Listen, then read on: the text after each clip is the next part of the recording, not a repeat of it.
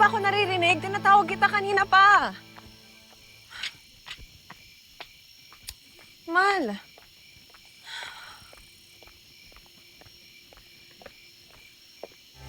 Sa gitna ng lahat, umaasa na mababalik pa ang dating pagsasama na pinaglaruan ng tadhana.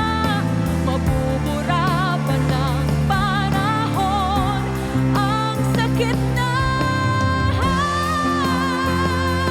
mga ginawa. Paano matatama?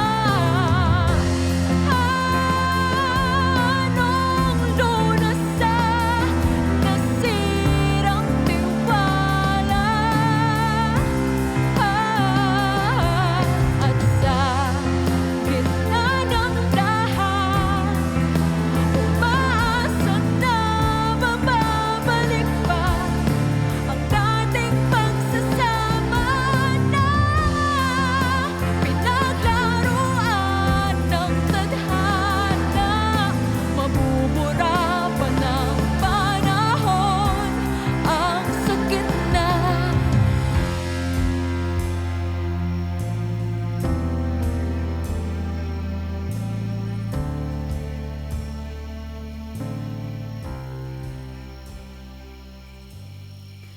Gina, anak. Ano, okay ba sa acting? Yan, that's it.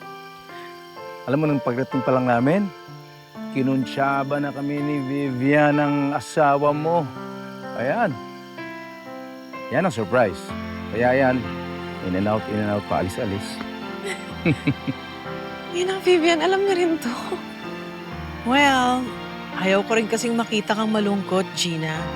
Kaya when Gerald approached us about his idea, okay kagad kami ni Robert. Mal, Teka, bakit di niyo ako sinali? Ha? Hindi ko kasi alam na concerned ka rin pala kay Gina eh. Hindi kasi halata. Sige na, anak. Kausapin mo na yung asawa mo. Sige na.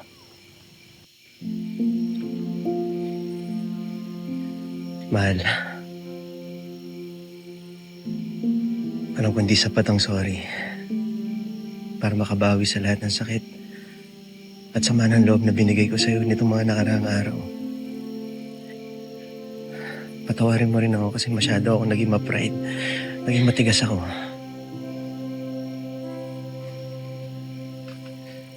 Pero ayoko na makita kang umiiyak. Ayoko na mag-away tayo.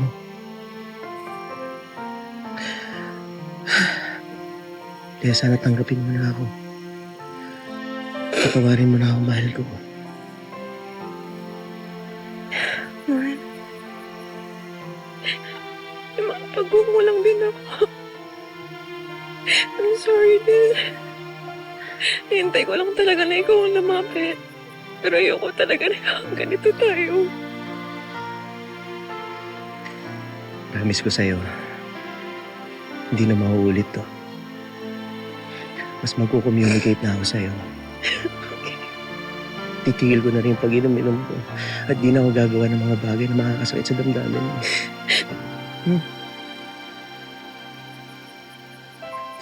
I love you.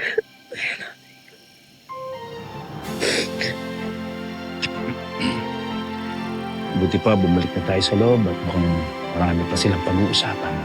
Mahal.